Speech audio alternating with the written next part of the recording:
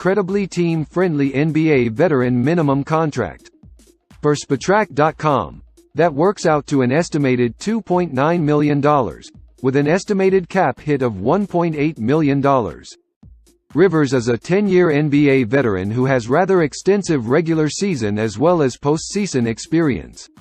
Standing 6'4" and weighing 200 pounds, the versatile guard is as comfortable bringing the ball up the court and setting the plays as he is in working off ball creating shots. Because he has enjoyed such a lengthy NBA career, he has competed in the NBA playoffs for the Houston Rockets, the LA Clippers, and most recently for the Denver Nuggets. It was his play for the Nuggets that likely lured him to the Minnesota Timberwolves this year. He competed for the Nuggets under then Nuggets president Tim Connolly. With Connolly taking over the helm for the Timberwolves, he likely wanted to add a player who he is familiar with. Despite his waning production, Rivers remains a solid option off the bench for the Timberwolves. He still possesses solid shooting from all distances, even a three-point shot that scored on 34.2% of the time in the 2021-22 season. The Timberwolves will need that type of artillery on the court, as center Rudy Gobert and power forward Karl Anthony Towns will be handling the real estate under and around the basket. Timberwolves Karl Anthony Towns. We've got to get it done now. The Minnesota Timberwolves scheduled a media event for Friday, July 22, 2022. It was time, as the team has been rather active, both in addressing current players and acquiring new players.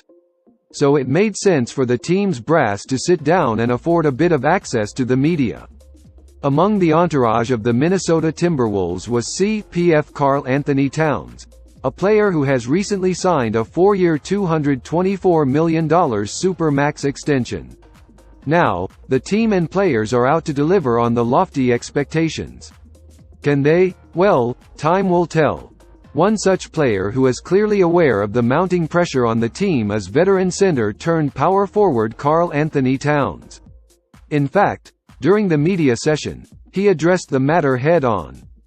That's encouraging, as the burden of the change heading into the 2022-23 season will fall squarely upon Towns, as he will pivot from a do-all center to an offensive-centric power forward over the course of one season. Of course, there is the fact that when offered his extension, Towns immediately signed on the dotted line. He has never hesitated to discuss how happy he is playing for the Minnesota Timberwolves. In fact, he has continued to stress that point at every opportunity. As the closing line for the classic movie Casablanca says, "Louis, I think this is the beginning of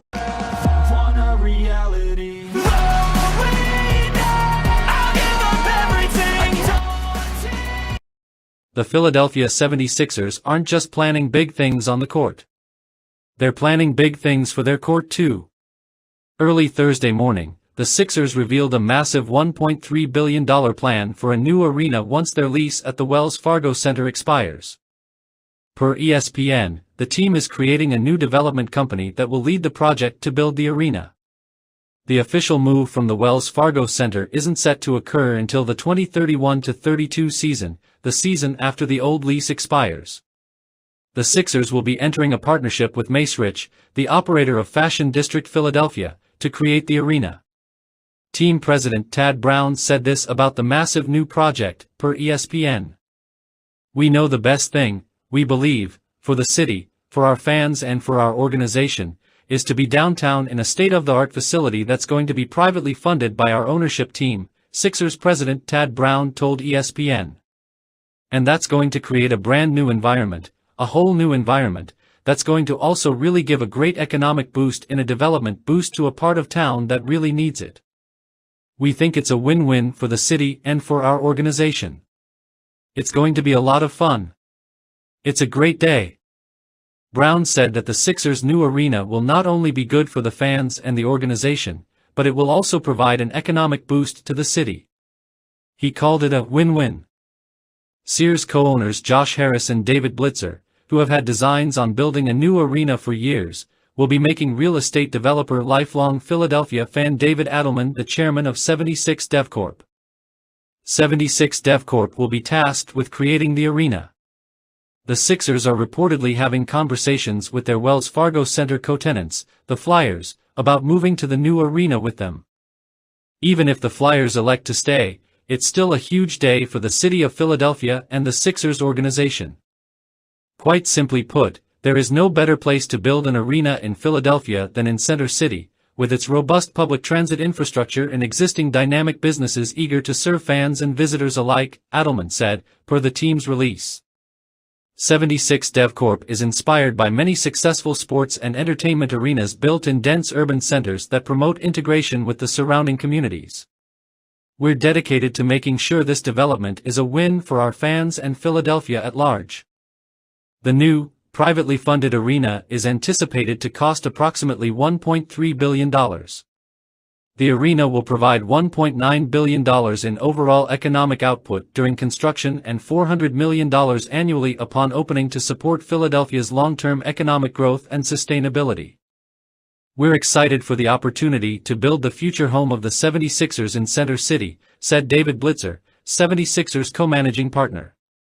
I look forward to working with David Adelman and his team to develop and build an impactful arena for our fans, our players, and the city of Philadelphia.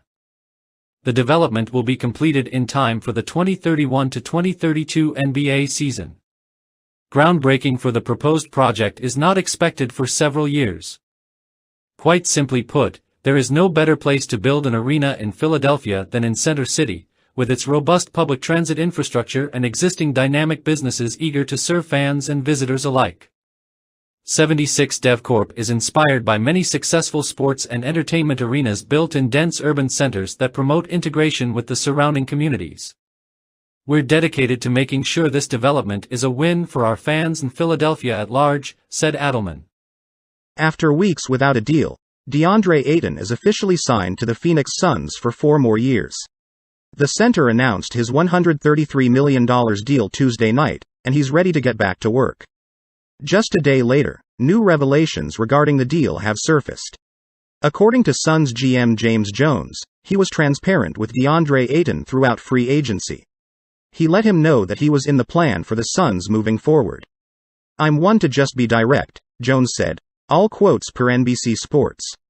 "And if you're convicted, if you know what you want to do, you do it. But if there's any doubt from anyone that we wanted him, I think that the matching did that. It was urgent for us. It was important. It was critical for us. So, we just wanted to make sure that we handled our business quickly." Jones also noted the important role that DeAndre Ayton plays with the Suns. "We wanted DeAndre here. He's vital to what we do, at the core of everything that we do. And throughout this whole process it rang true. We wanted to keep him here, and the moment we can come to an agreement, we would.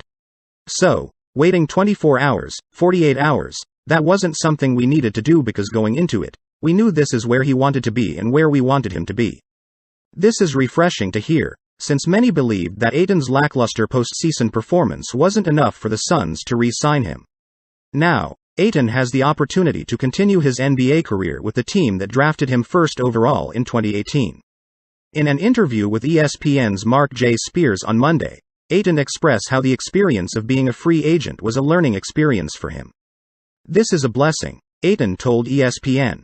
"This contract not only has generational impact for my family, but also with the way we are able to work in the Phoenix community and home in the Bahamas.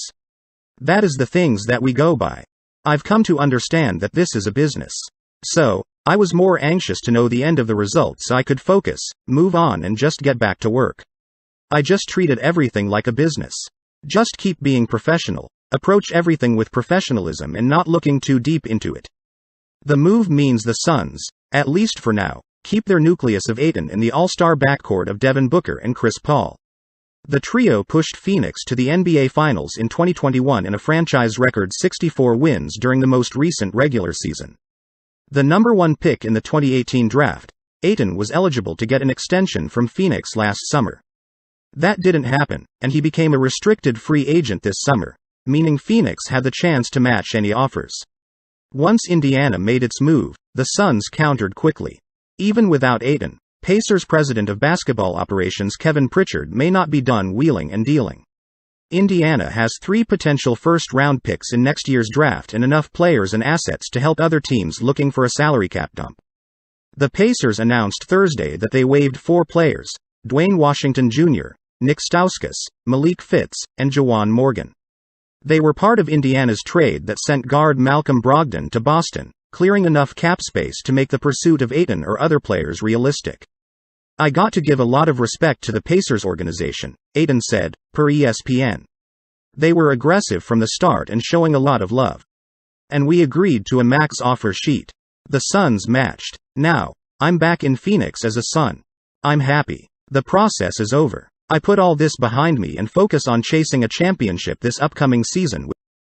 The 25-year-old guard, Quinndary Weatherspoon, is returning to the Golden State Warriors on a 2-way contract. An official tweet from the franchise's Twitter handle confirmed the agreement. If nothing unexpected happens, Weatherspoon will become the first player in NBA history to play on a 2-way contract for at least a portion of 4 consecutive seasons.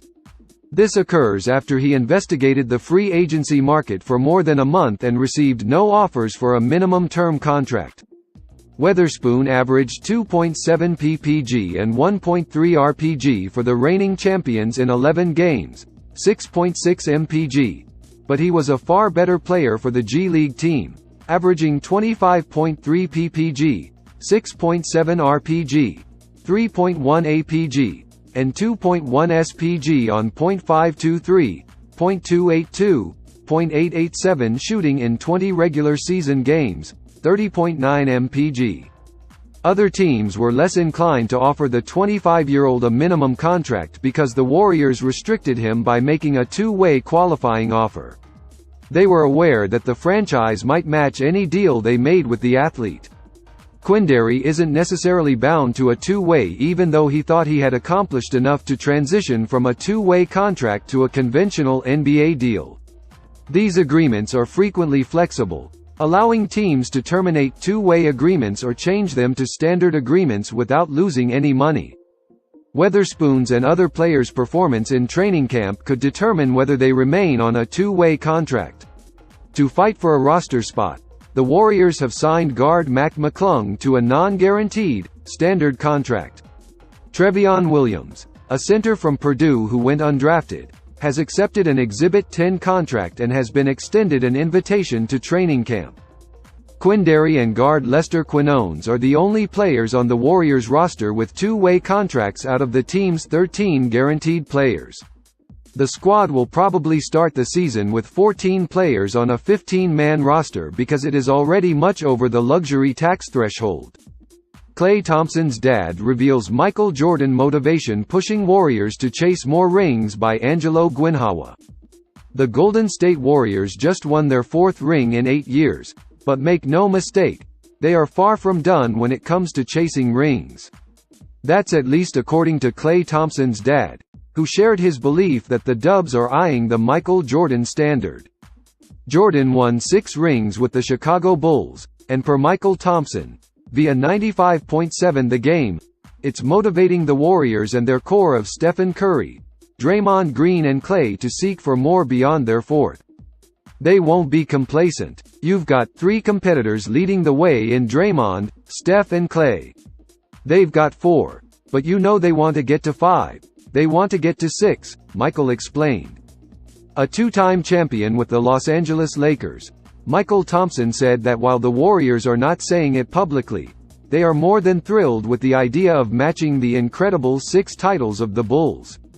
I can guarantee you they're probably thinking, man, if we could only match with Michael Jordan and Scottie Pippen, that would be great. Now forget about Bill Russell. Nobody's ever going to get to 11, the former NBA big man added. But 6 is the next standard, and I'm sure the Warriors are thinking, let's get to 6. Let's try to match with Jordan. It will definitely be interesting to see Stephen Curry, Draymond Green and Klay Thompson attempt to win 6 rings. If they can do so, they'll definitely go down as one of the best, if not the most dominant team ever. 4 rings in 8 years is no easy feat, and if they can add 2 more to that tally in the next 2 to 4 years, that would be an insane record that's hard to duplicate for.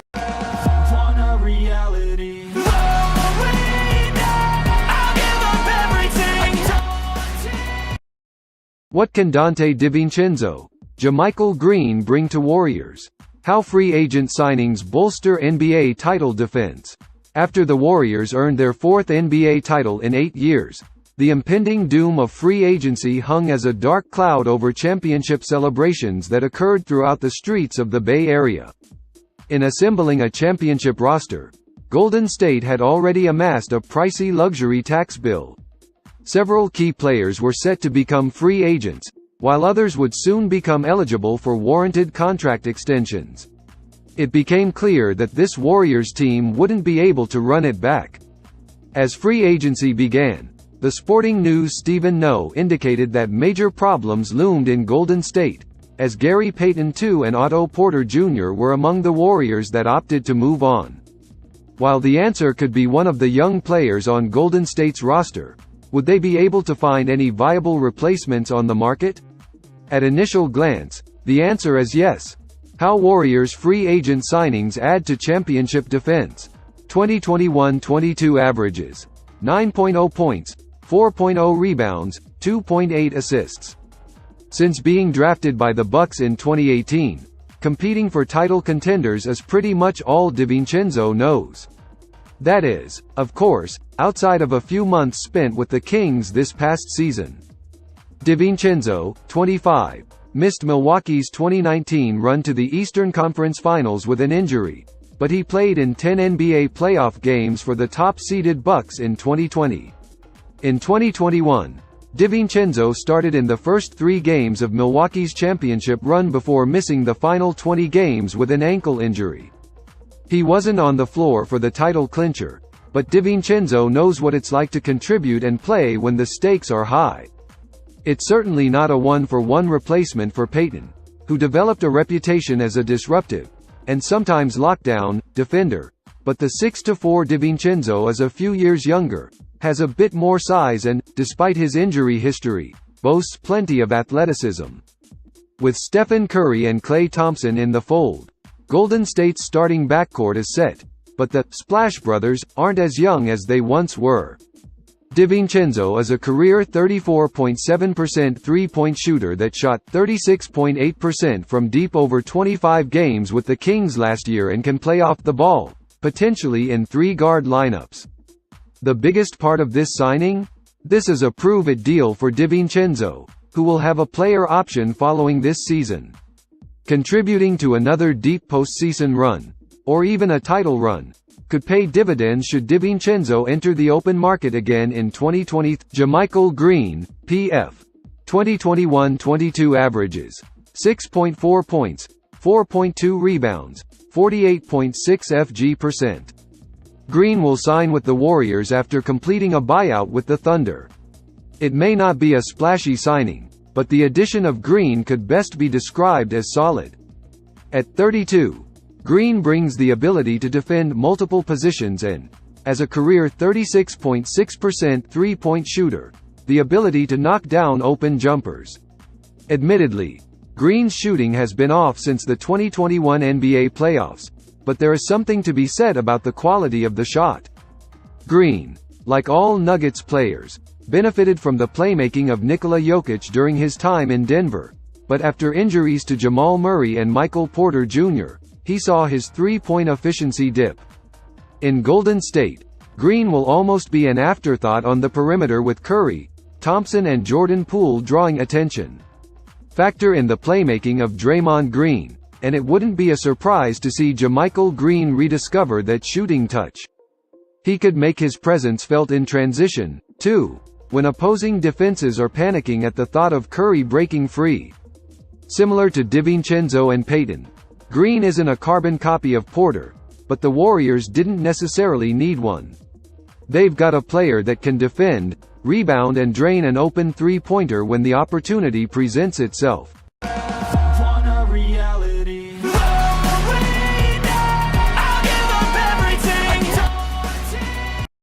The Los Angeles Lakers are expected to bring in Shabazz Muhammad for a workout.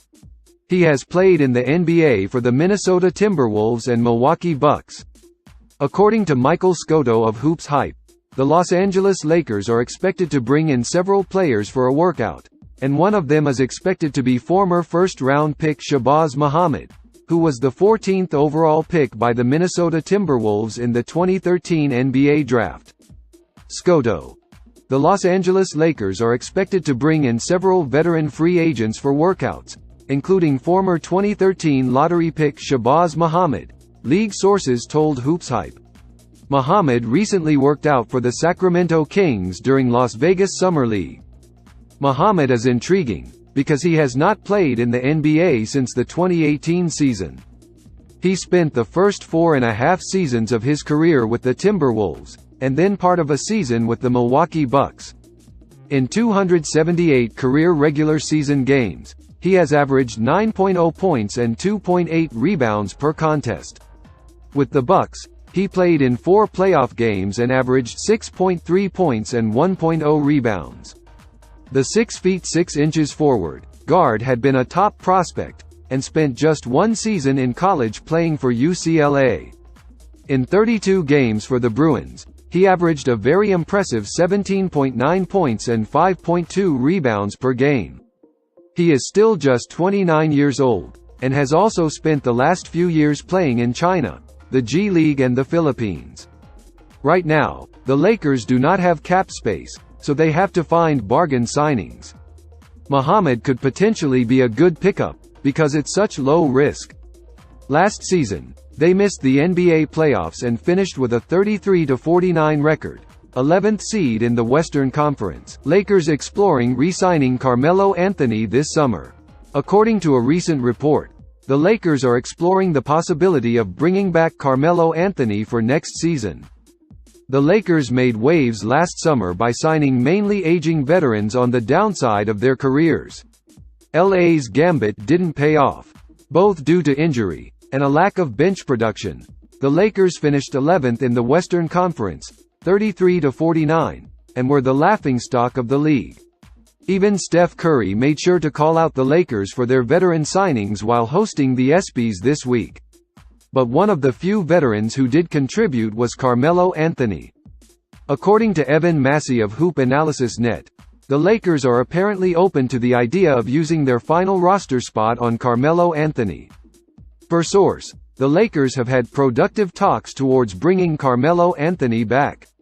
However, there are still a couple of other teams in the mix. Anthony was a valuable scorer off the bench. He averaged 13.3 points per game and converted 37.5% of his three-point attempts. Melo was at his best at Crypto.com Arena. He averaged 14.6 points per game and shot an impressive 42.7% from 3 in 35 home games for the Lakers. He produced a plus-minus rating of plus 3.5 at home and minus 8.9 on the road. Considering the current state of the Lakers roster and cap sheet, they could only offer Melo the veteran's minimum. The signing could be a net positive since Anthony embraced his role as a bench scorer and never made waves in the media with not starting games for the Lakers. However, Melo could be lured to another team with stronger odds of making a deep playoff run this coming season.